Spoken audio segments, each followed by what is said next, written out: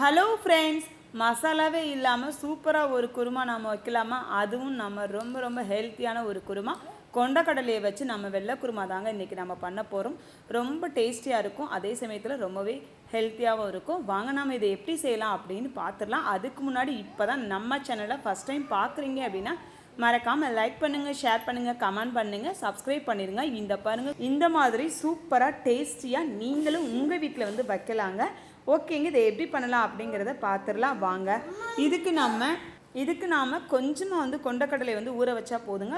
நீங்கள் வந்து உடனே செய்ய போகிறீங்க அப்படின்னா கொண்டக்கடலையை நல்லா சுடுதண்ணி ஊற்றி ஹீட் பண்ணிவிட்டு ஊற வச்சுருங்க. நல்லா சுடுதண்ணியில் நல்லா கொதிக்க வச்சுட்டு அப்புறமேட்டு நீங்கள் கொண்டக்கடலை வந்து போட்டு ஒரு 2 மணி நேரம் ஊற வச்சிங்கனாவே போதும். அது வந்து நல்லா ஊறிடும். இல்லை நீங்கள் வந்து காலையிலே ஊற வச்சிட்டிங்க அப்படின்னா சுடுதண்ணி இல்லாமல் சூப்பராக நம்ம வந்து ஊற வச்சு வந்து எடுத்துடலாங்க. இதுக்கு நாம் கடலை எண்ணெயில் தாங்க செய்யணும். அப்போ தான் நம்மளுக்கு வந்து இந்த குருமா வந்து கறி குருமாவோட டேஸ்ட் வந்து அப்படியே வந்து இருக்கும். இதுக்கு நம்ம கொஞ்சமாக வந்து சின்ன வெங்காயம், இந்த சின்ன வெங்காயத்தை தாங்க நம்ம இன்றைக்கி அரைக்க போகிறோம். உங்களுக்கு சின்ன வெங்காயம் இல்லை அப்படின்னா நீங்கள் வந்து பெரிய வெங்காயம் கூட வந்து யூஸ் பண்ணிக்கலாம்.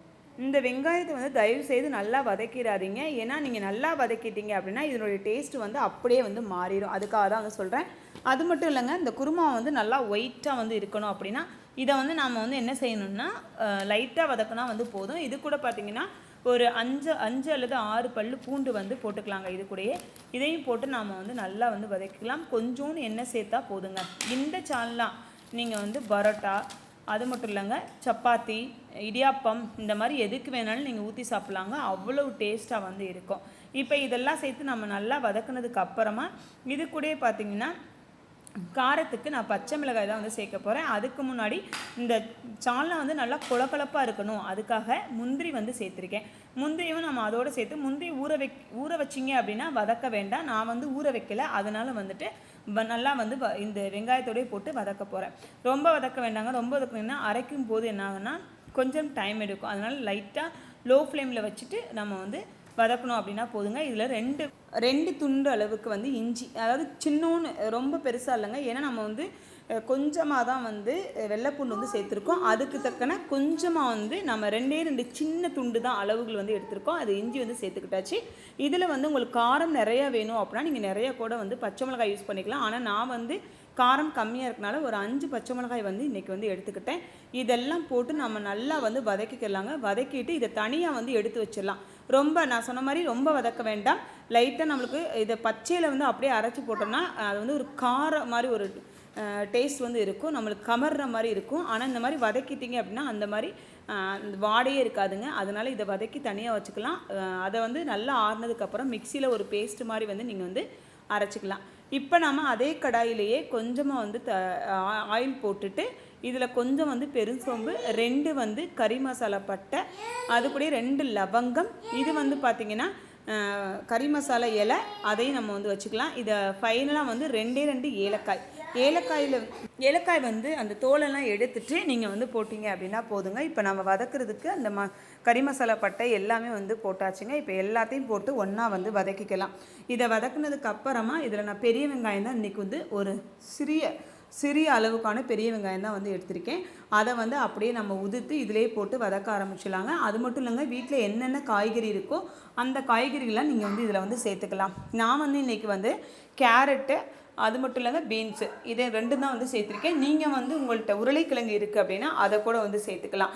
இப்போ இதே சேர்த்ததுக்கப்புறம் எல்லாத்தையும் போட்டு ஒன்றா வந்து நல்லா வதக்கிக்கலாங்க. இதையுமே நான் சொன்ன மாதிரி ரொம்ப வதக்க வேண்டாம், நம்மளுக்கு டேஸ்ட் வந்து மாறிடும். அதுக்காக இதை நான் அப்படியே ஒரு ஃபைனலாக வந்து ஒரு வதக்கிட்டுட்டு இதிலே நம்ம அரைச்சி வச்ச அந்த கேஷ்யூ நட் இதெல்லாம் இருக்கு இல்லையா, அதை வந்து நல்லா ஒரு பேஸ்ட்டு மாதிரி வந்து நம்ம வந்து அரைச்சி எடுத்துக்கிட்டாச்சு.